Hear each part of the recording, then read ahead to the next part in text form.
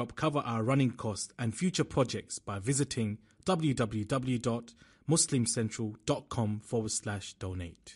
Alhamdulillah, alhamdulillah, nahmaduhu wa nasta'inuhu wa nastaghfiruhu wa nu'minu bihi wa natawakkalu alayhi wa na'udhu billahi min shururi anfusina wa min sayyiati a'malina man yahdihillahu fala mudilla lahu wa man yudlil fala hadiya lahu wa nashhadu an la ilaha illa Allah wahdahu la sharika lahu wa nashhadu anna Muhammadan 'abduhu wa rasuluhu salawatu rabbihi wa salamuhu alayhi wa ala alihi wa ashabihi وَمَنْ دَعَى بِدَعْوَتِهِ إِلَى يَوْمِ الدِّينِ أَمَّا بَعْدْ. Beloved brothers and sisters in Islam, Assalamu alaikum wa rahmatullahi ta'ala wa barakatuh. We always are grateful to Allah subhanahu wa ta'ala for giving us the hidayah to be in His house on خَيْرَ يَوْمٍ طَلَعَتْ فِيهِ الشَّمْسِ, on the best day that the sun ever rises, which is the day of Jum'ah. And of course we know in Islam we have three Eids: Eid al-Fitr, Eid al-Adha, and Eid al-Usbu'i or Yawm al-Jum'ah. The day of Jum'ah is our recurrent weekly Eid. And Hasan al-Basri, the great scholar of Basra, was asked one day, "Sir, what is Eid for you? What does Eid mean for you?" And he said, كُلُّ يَوْمٍ لَا أَعْصِ اللَّهَ فِي فَهُوَ عِيدِي. He said, every day that I'm not disobedient to Allah is my Eid. I celebrate Eid every day when on that day I've not been disobedient to Allah subhanahu wa ta'ala. Which means that a Muslim's whole life can be Eid. Which means that a Muslim's every day can be Eid. So every day we should look at the day that Allah gives us. As I said in the last lecture, we have a day given to us every single day, and today we've been given to us. And today is also auspicious because the world will not come to an end on a Friday. So on Friday mornings you can get up nicely, mashallah, and think, mashallah, today is going to be a day, inshallah, the world is not going to end for us today. But be that as it may, inshallah, today we're not going to speak about the beauty of the day. I just wanted to remind myself and yourself about the great blessings which Allah subhanahu wa ta'ala has bestowed upon us. Today I want to speak about, it's about the ladies today. We speak about the ladies, inshallah.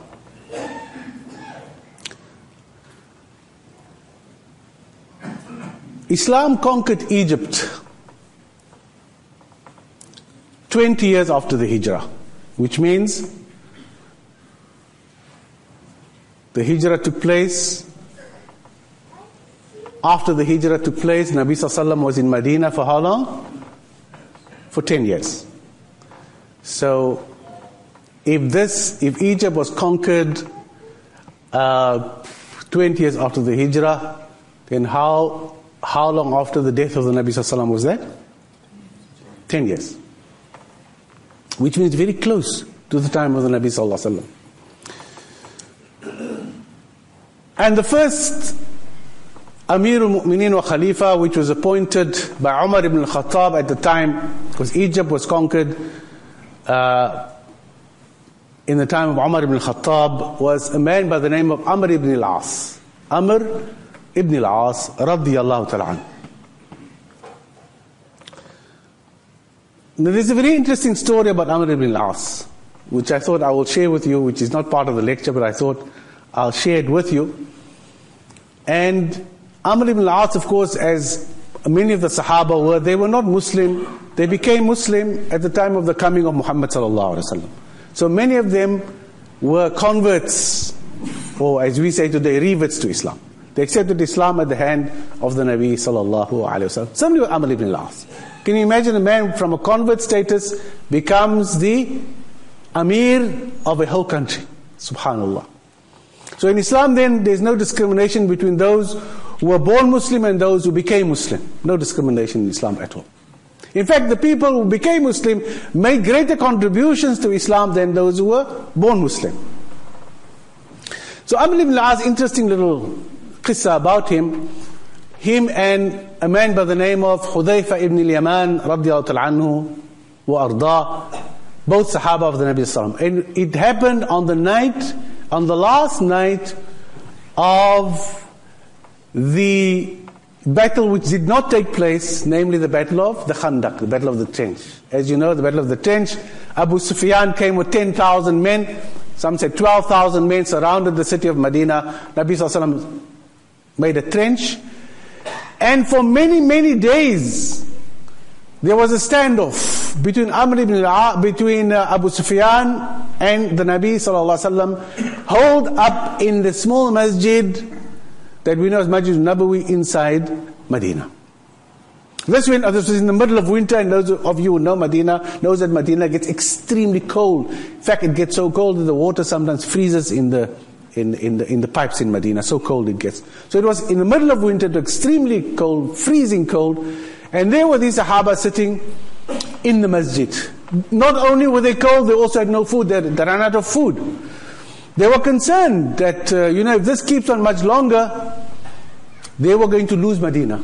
Because the Sahaba were losing their strength, they were losing their commitment and so forth and so on. But Allah subhanahu wa ta'ala was testing them. So this was the night, and sometimes a battle is won by the resilience, not so much by the strength, but by the resilience of the soldiers in the battle. They don't give up, they will fight to the last man.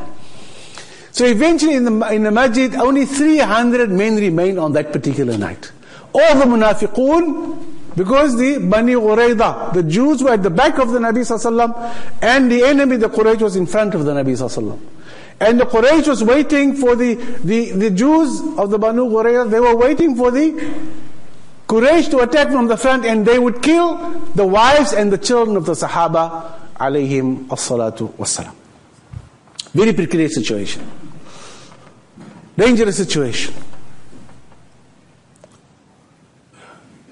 Hudayfa ibn al-Yaman is a very special man. Hudayfa is an extremely special man. He was the man, he was called Sahib Sir al-Nabi sallallahu alaihi wasallam. He was called the keeper of the secrets of the Nabi sallallahu alaihi wasallam. In other words, he was the confidant. Now, to be the confidant of a prophet is no mean achievement. If somebody would, sometimes you don't even trust your own wife. Let's face it. Kanifa dies because if I tell her, you hear many men saying, myself included, if I say this to my wife, the whole world will explode. So, some things, even to your children, you don't. Sometimes you have to keep it to yourself because nobody you can think, that you can trust. Every prophet had a confidant. And he was Hudayfa ibn al-Yaman. He was the keeper of the secret. He knew the names of all the munafiqun. And he never told anybody. Because the Nabi sallallahu alaihi wasallam didn't want anybody to know, because it would create war internally amongst the Sahaba. So Hudayfa describes this particular night. He says, the Nabi sallallahu alaihi wasallam stood up in the masjid. It was so cold, he says that,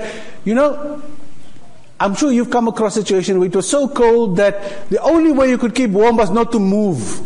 You would sit just in a position where you just keep like this and you sit extremely still, you don't move.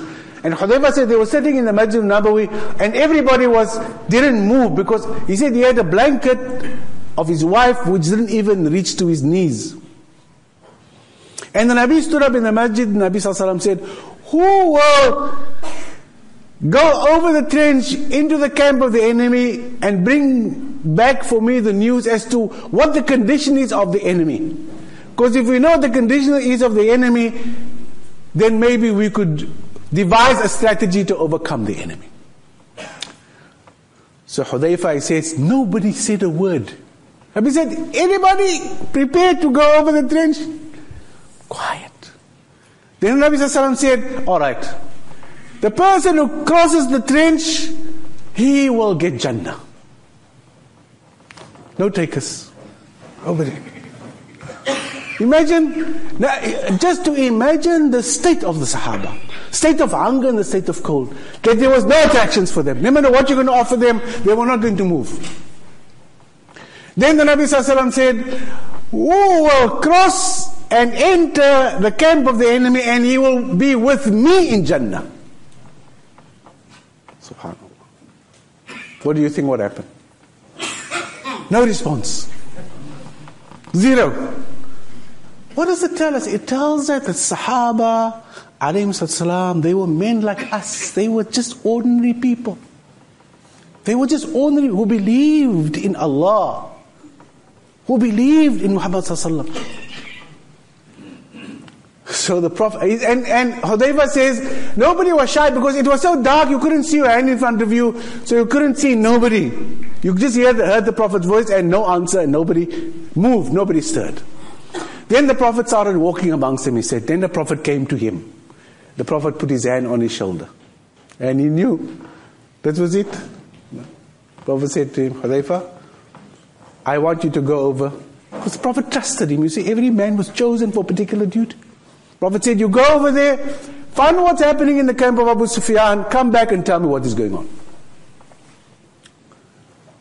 Hudayfa murmured a little bit, and he said, yeah, direct instruction from Nabi sallallahu alaihi wasallam. He got up, he said he went over the trench. Nabi also said to him, don't do anything.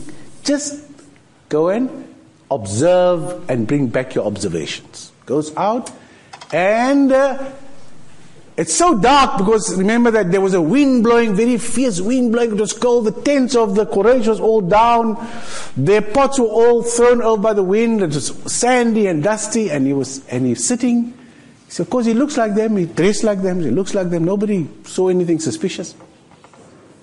And then Abu Sufyan got into his camp, and Abu Sufyan said, he had an army of 10,000, he said to the army of 10,000 men, he said, I'm going home, I'm leaving. Anybody want to leave with me, they're free to leave with me. But we cannot carry on like this, we are hungry, we are tired, and so forth and so on. But he says, I don't want this message to reach the ears of Muhammad sallallahu alaihi wasallam. I don't want him to know until we've completely gone. So ask the man next to you what is his name to confirm that there's no enemy here amongst you. That's why Prophet sallallahu alaihi wasallam sent Hudayfa. So first thing Hudayfa said, he got the guy on his right hand side by the hand, and he said, what's your name? Very authoritative, said, what's your name? So the man said, my name, Amr ibn al-As. So he said, okay, fine. So you're not from the big camp of Muhammad. Left hand again, he asked the man, he asked everybody around him. Because nobody asked him.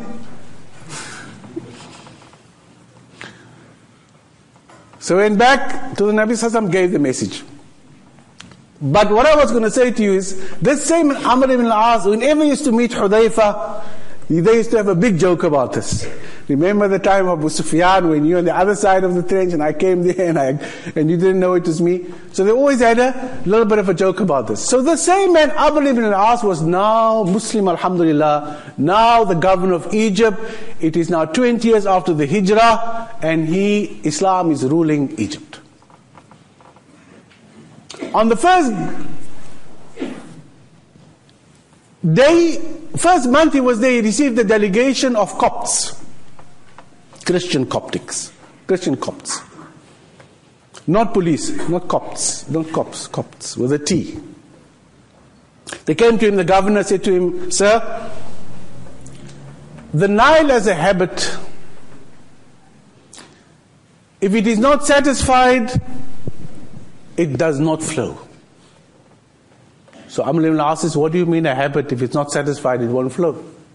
They said, on the 12th night of Pa'una, which is round about the 20th of June every year, we get a virgin girl with the permission of her parents, we dress her in silk and the best clothes available, and then we throw her into the Nile.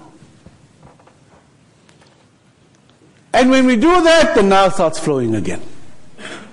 So now that you are the governor, we want to ask you whether we should continue this practice, because this practice has been continued for thousands of years. The response of Amr ibn al-As was to this bizarre request, this cannot happen in Islam, he said. Islam destroyed all superstitions and all ignorances that preceded it. Islam came to establish a new order. New spiritual order, new religious order, a new civil order, a new political order. So he stopped it. He said, no. No more girls, virgin girls to be thrown into the Nile. No, this is now come to an end. So days went by. Weeks went by. 3 months went by. The river refused to flow. The Nile just stopped in its tracks. No water. So people decided to emigrate. People started leaving Egypt because no water. Crops were dying. Water wasn't running. So Amr ibn al-As, he was now concerned. He was worried. Should we now reinstitute this old practice, or what do we do? So he wrote a letter to Umar ibn al-Khattab in Medina. So Umar ibn al-Khattab said to him, Amr ibn al-As, you did the right thing. That, what you did was absolutely right. Islam came to destroy whatever was before it in terms of pagan customs and traditions. And I'm sending you a note, he says. Omar says, I'm sending you this note, drop it into the Nile. The note was a letter which Umar ibn Khattab wrote to the Nile. What is the letter? What did the letter say? It said, Min Abdillah, Umar ibn Khattab. It said, from the servant of Allah, Umar ibn al-Khattab, radiyallahu ta'ala anhu wa arda, ila Nil, ila Nahr al-Nil, to the river Nile. And it said, O river, if you are flowing out of your own accord, then there's nothing we can do. But if it is Allah, the one, the Almighty, who makes you flow, then we pray to Allah that you flow according to the orders of Allah subhanahu wa ta'ala. And so it happened. That the governor Amr ibn al-As dropped the letter in the Nile, and the next morning the Nile rose 16 cubits, which is 24 feet in one night. Now what has this got to do with the liberation of women in Islam? There was the Nile. Thousands of years they sacrificed a virgin girl so the Nile could flow. Islam came, stopped this pagan custom and tradition, and put their trust in Allah subhanahu wa ta'ala.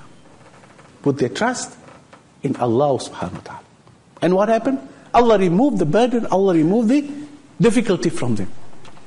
It reminds me, and I narrated this last week when I made Jummah, of another Sahabi, Abu Darda, very famous Sahabi. Now there was a lake called the Muslim Lake. Not called the Muslim Lake anymore. It's now called the Mediterranean Sea. It was once called the Muslim Lake. And why was it called the Muslim Lake? Because Islam had conquered all the islands in the Mediterranean Sea. Can you imagine there was a time when we controlled the whole Mediterranean Sea? Can you believe? Southern part of Spain, southern part of France, the southern part of Italy, the whole of North Africa, of the Middle East, was in the control. That happened in the time of Muawiyah, the first Muslim ruler to build a whole navy. And they conquered Sicily and Cyprus and Crete, and all those islands were captured by the Muslim army. So we were great, mashallah. We had a great navy. We were great conquerors. And when they conquered, after they had conquered, this Sahabi, Abu Darda, he sat and he cried. He cried. He cried bitterly. And they came to him and they said to him, Ya Abu Darda, what is this? We are supposed to be celebrating. We are the rulers of the Muslim lake, the Mediterranean Sea. We've conquered. Allah subhanahu wa ta'ala has given us all these lands. Why are you crying? And he said, I'm crying because I fear the day. He said, why did Allah give us victory over these people? He said, Allah subhanahu wa ta'ala gave us victory over these people because they disobeyed Allah subhanahu wa ta'ala. And I fear the day when we will disobey Allah, Allah will remove our power. When we will disobey Allah, and Allah will remove whatever power we have. So the powerful in this world must be careful what they do and how they exercise their power. Because just as Allah gives you power, Allah SWT destroys your power. No matter who you are, Muslim or non-Muslim. If you start depending on yourself and pushing yourself and putting your trust in yourself and saying, I'm the man,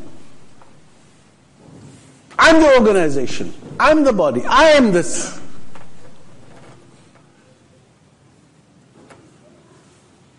And sometimes we allow these things to carry on. Sometimes we to blame. We allow people to do this. We allow people to speak on our behalf. We allow people to do things on our behalf. They abuse us to the bitter end. And then we say, well, Allah was not daar vir die laaste 60 jaar, 70 jaar, 80 jaar, 100 jaar. What do we do about this? And so Allah subhanahu wa ta'ala's adhab comes down on all of us. So Amr ibn al-As then, under the direction of Umar ibn Khattab, stopped this tyranny, this terrible pagan practice. Another few examples. The Maldives, sinking now under the ocean, was also once a Hindu kingdom. They also had a pagan practice of sacrifice. And a traveler came through. Ibn Battuta tells us that a man by the name of Abu Barakah came there and he saw that they also, every month they used to throw a girl into the sea.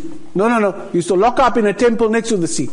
And the next morning they used to come, she was violated and she was killed. So when he came, he was Hafiz al-Quran, he said, I will sit in the temple. And the next morning when they came, and he read the Quran the whole night, the next morning when they came there, he was still reading the Quran, nothing happened to him. The whole island became Muslim in 1 month.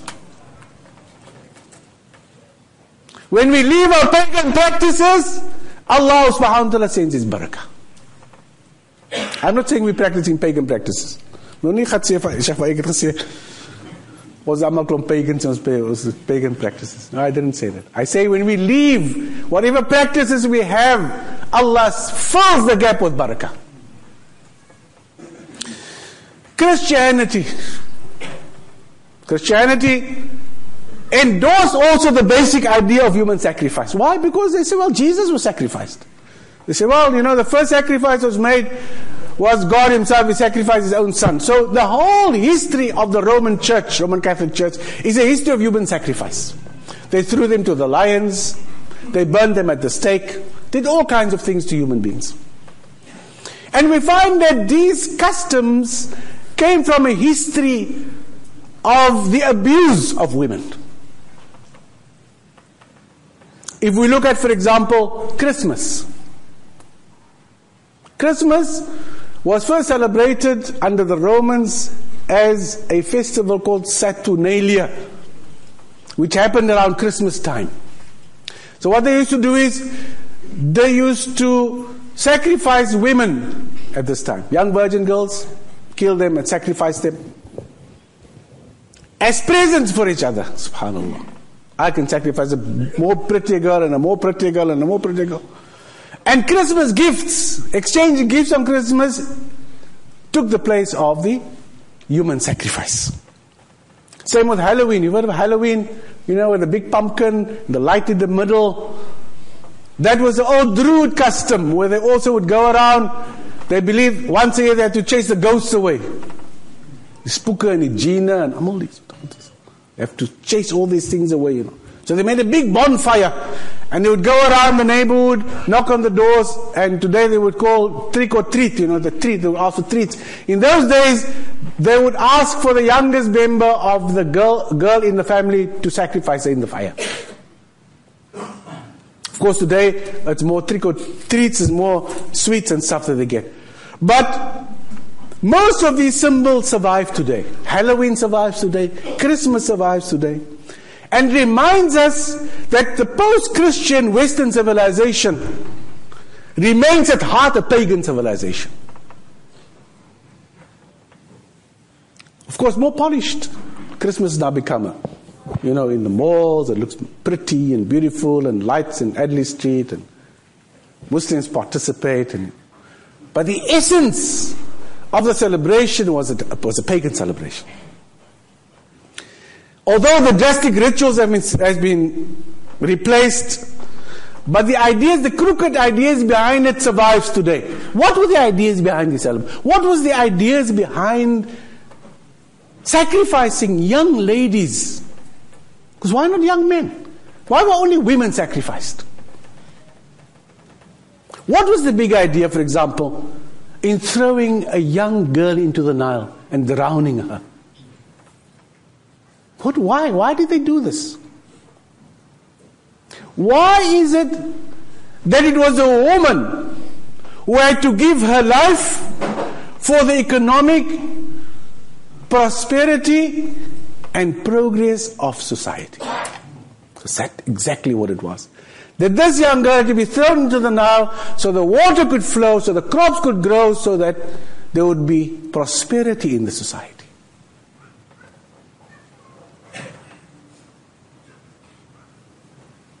So what is the idea behind all this? It is that women must be sacrificed for the economic prosperity of a society. In the age of the Industrial Revolution, in England when it started, you know, the age of the factories and the age of the working girl, emancipation of women. What did it do to women? It took them out of their homes. It herded them into factories and offices. Again, in an industrial setting, the women had to sacrifice their lives for the economic prosperity of the nation.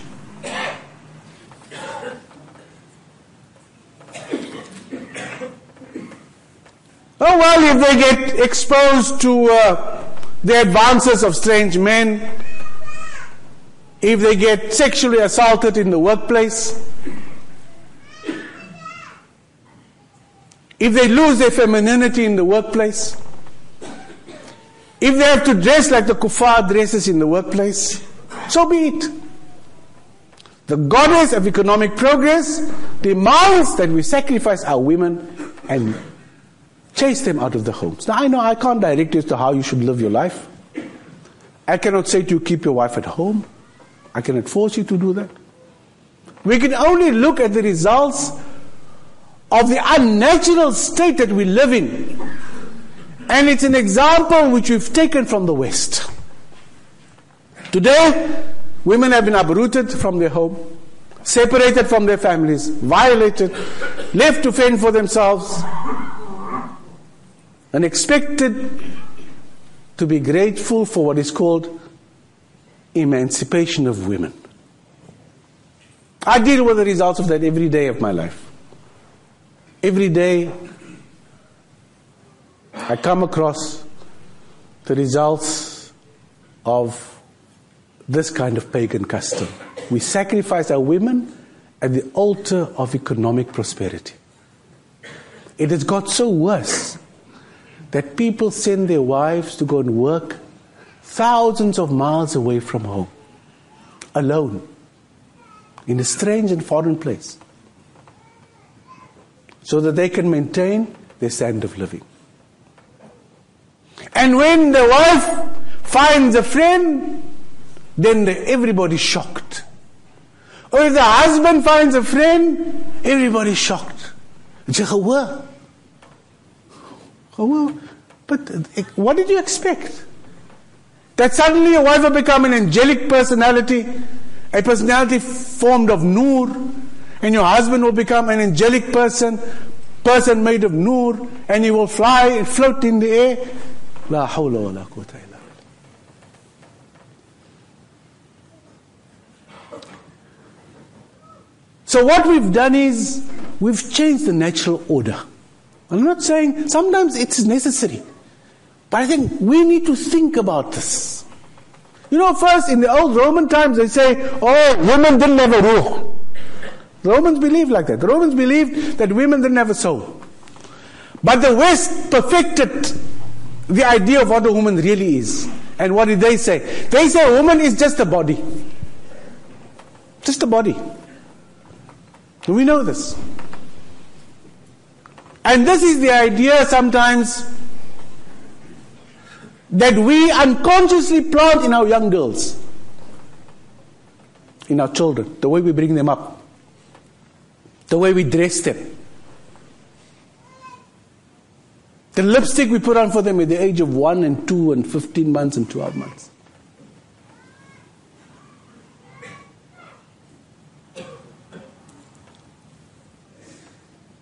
Allah subhanahu wa ta'ala says in the Quran, وَالَّذِينَ كَذَّبُوا بِآيَاتِنَا سَنَسْتَدْرِجُهُمْ مِنْ حَيْثُ لَا يَعْلَمُونَ. Allah says in Surah Al-A'raf, 7th Surah, verse 182, those who reject our signs, we will lead them step by step to ruin while they know not.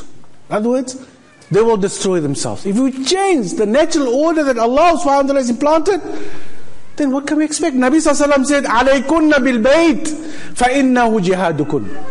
Nabi sallallahu alayhi wa sallam said in Musnad ibn Ahmad, the Prophet told us that women should look after their homes. فَإِنَّهُ, why? فَإِنَّهُ جِهَادُ, because that is the jihad of the woman.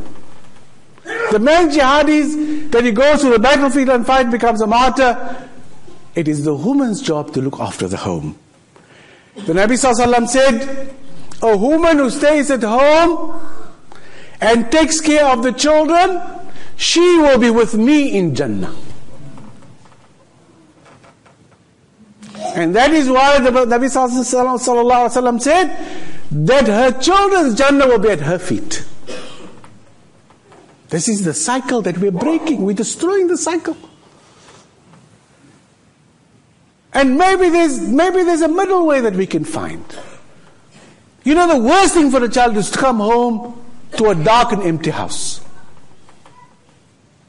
That a father should avoid. I've told you this before, and you see it. I see it every day. Young girls, 12 years old, they come from school, they stand on the corner with an old man, maybe of 40 or 30. Deep in embrace. I think, look at this. This is a child. This looks like a Muslim child. This looks like a Muslim girl. Maybe she's 12, maybe she's 30, maybe she's 14. Where's the mother and the father? Lovely, beautiful. You can see it's a Muslim family from a good home. And she comes home. I call them microwave children.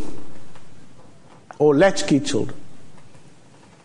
The food is in the fridge, she puts it in the microwave, she eats and can you imagine that's why they say, 40% of girls between the age of 12 and 18 in this country fall pregnant. 40%. I say, oh, that's swatkanis. No. The statistics tells you that it's across color lines. And the statistics will tell you, if you examine it properly, that's because we have changed the natural order which Allah subhanahu wa ta'ala wants from us. Because we chase after dreams that turns into nightmares. Young parents today chase after dreams that eventually turn into nightmares. I deal with these things. I deal with parents who themselves want to commit suicide because their children are on drugs. I deal with parents coming to me with a girl who's 12 years old and pregnant, and they tell me, Sheikh, abortion is allowed in Islam. It's not allowed, mate. Not one person, many people. I come across people who come to me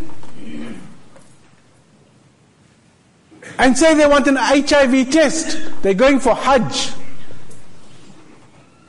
They've done something, they don't want to infect their wives. This doesn't begin when you're 60 years old, or 40 years old, or 50 years old. No, this begins in the home. This begins in a home where there's an absence of love and trust and care. Allah subhanahu wa ta'ala has given us His children as an amana. This is an amana. We have to sacrifice. My mother was at home every single day. I had to go to school without shoes. Me and my brother used to go in the winter to school with one coat. I would say, Udra to him and say, Ian coat. This was the Second World War coats, those big army coats, and he's under it and I'm under it. And that time sometimes the favorite food was potato breedy. And you got your lunch in the brown paper bag that was all the sugar of yesterday. It's inside the bag. If you take your lunch out, you take the bread out, that's a tsekopi brood. And sometimes really, there was nothing to put on the bread except sugar and water. Or condensed milk. It was lekker.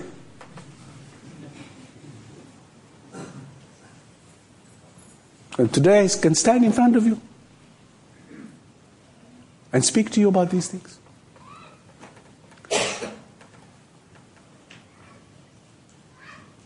We have to,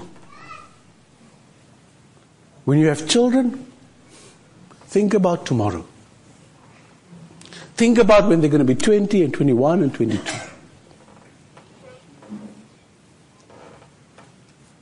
Nabi Sallallahu said, look how Islam elevated the woman. Look how Islam elevated. Nabi Sallallahu said, a woman who's pregnant,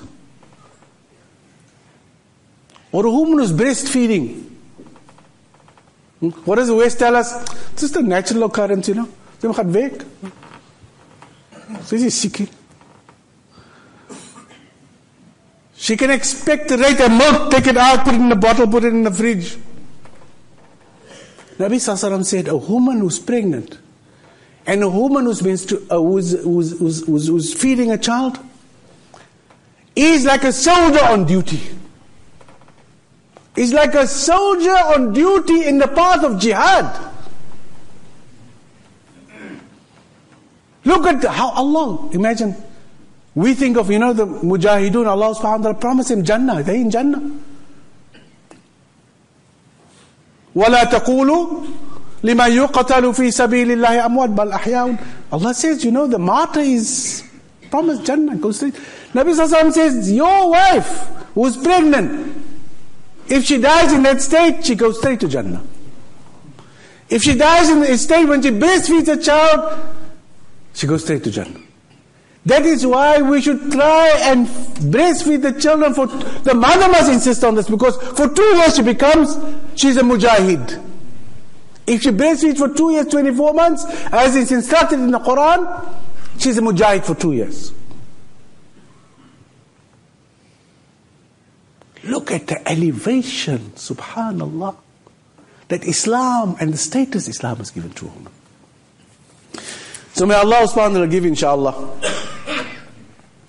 that we change the mindset of our children when they are small.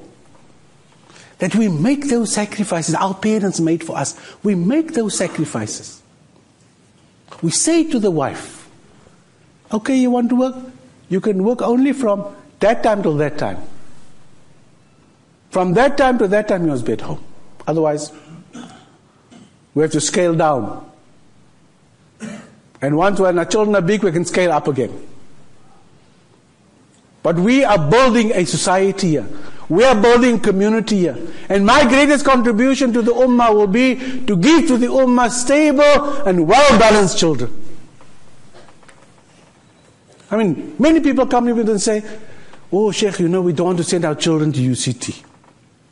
If you know what's happening at UCT, they drink in the month of Ramadan. They do all kinds of things, up at UCT. These are Muslim children who do this.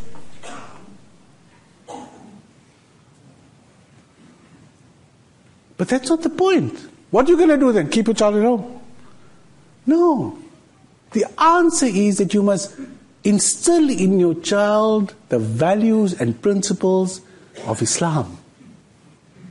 And the person to do that is your wife. And you as well. Then you can send them into the jungle. Don't have to worry. It is their job to convert those others to come onto the path. Wherever they go then. What do you expect to go to UCT and find a lot of people there with, mashallah, all the women wearing burqas and all going for salah? Is that what you want? No. Your child must become a mujahid. That's his job. And Allah SWT has put us here not so that we can all have all Islamic institutions. And what about the non-Muslims? If we all have Islamic universities, Islamic high schools, Islamic primary schools, when are our children going to give the message and the beautiful character of Muhammad SAW to the non-Muslims? We have to live amongst them. We have to be an example to them.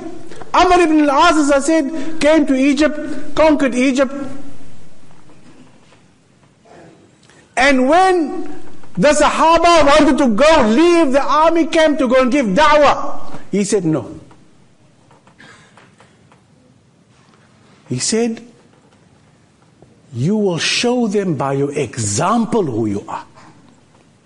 You will live amongst them and show them by your example, by your manners, by the way you treat them, by the way you greet them, by the way you share your things with them, that this is Islam. So when your child goes up to UCT and you give him a lecture before he goes, you say, my child, this is what you're going to meet. And these are the defenses that you have to have with yourself. And a person is never too good to become bad, never too bad to become good. So that's ideal ground for da'wah, for good example. So may Allah subhanahu wa ta'ala give inshallah that when we look at our own society, when we look at the things happening in our own society, we must always think about Allah subhanahu wa ta'ala. And if things go wrong in our homes, or in our lives, or in our jobs, or in our income, always ask myself the question, what have I done or what have I not done? Should I not change and do the things which Allah... Have I paid my zakah properly? Or have I kept my zakah back because my profits have gone down, so this year I'm going to cut down on... Or have I given more because I'm in dire straits? Because that is the test of a true mu'min. That he gives when he needs it more. It's easy to give when you have a lot, isn't it? If you got 10 million, then somebody asks you for 500 rand, it's easy. There it is, no problem. But if you have 500 rand and somebody asks you for 1,000 rand, it's difficult to give 400 rand or 450, very difficult. That is the test. So we should always ask Allah subhanahu, always use our commitment to Allah as the yardstick. And may Allah subhanahu wa ta'ala give inshallah that we make our homes Muslim homes. I know it's difficult, these are fights, we all fight with it, we fight with the TV and fight with the internet and the computers and it's a struggle. But remember, your children, not your friends. Although today they say, oh my goodness, my friend, you know. No, they're not your friends. They're big and greater than your friends. They are your children. That's an amana which Allah has given to us. And while they're small, they have to listen to you. They can't do anything. And that is the time when you have to inculcate the values into them. And if you can keep your wife at home, if it's ever any possible, the sooner you can do that, you'll have a more loving home, more caring home. A more loving wife, a more caring wife. Because sometimes it's so sad to see, young people, they get married. Die honeymoon is nog nie oor nie, as hulle al 2 by die week. I look at this now. Where's the marriage? What happened to the institution of marriage? And today you go to a wedding and you see that couple sitting on the stage and you think, Allah, smiley.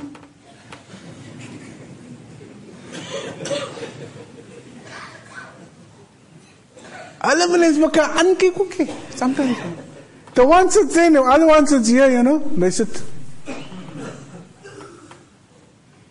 And I'm wondering what's going through their minds, they're thinking about, they must be back at work on Monday, or did the carpenter put the kitchen cupboards in properly at the house where they were? Did they forget to put the curtains on the rails? Because there's no worrying about, ek sit al nou hier van Dhuhr, Asr and Maghrib and Isha, and I haven't made Salah yet, Maybe they're worried about that.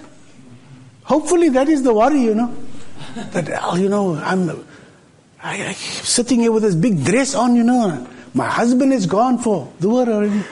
He's gone for Asr already. He's gone for Maghrib. And I have no supper service at Isha. I'm going to come home now, I'm going to be tired. Nobody's concerned.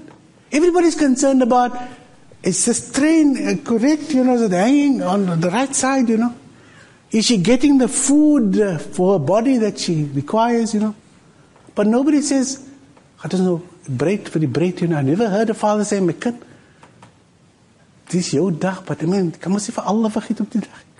How many fathers say, my kind, kom, take her and, to make salah. Sometimes she'll be the only woman sitting on the stage, and all the other women are going to make salah.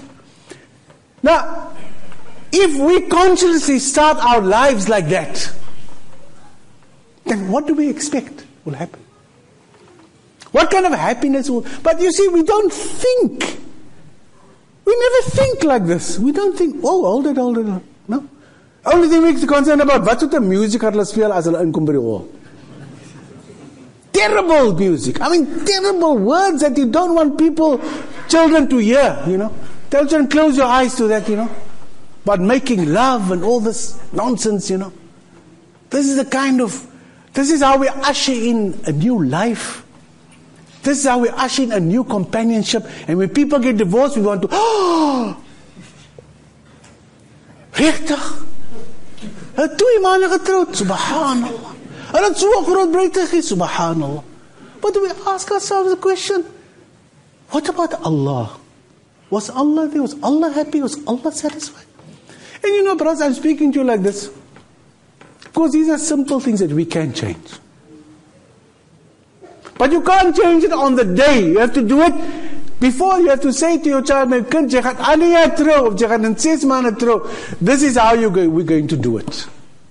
This is what's going to happen, and that's what's going to happen. Kom ons sê, al die pagan customs heeltemal uitgooi, soos ek wil hê nie. No. We have to first bring Allah in, and automatically the other things will. Because if you say to your daughter, you must make salah on that day, dan kan sy nie kom met 'n rok wat julle arm is af op die een kant nie. She looks like a Hollywood actress. But it's so sad. But if she were told by her father, my kind, nou, dis jou troudag. Maar nou, jy moet ready wees vir salah ook, né? Because as die tyd van salah kom, en hulle gaat announce, dan moet jy en jou man altyd afkom van die stage, and you must make salah. And you must remind. But this comes from small, you have to, and you have to put in the husband's head and in you. And so these are the things, inshallah, that we need to change. I know this whole wedding thing is a pagan custom. As all British royalty must meet flower girls and page boys, and we can't change that overnight. But at least what we can do is to bring more Islam into the ceremony. So may Allah subhanahu wa ta'ala inshallah guide.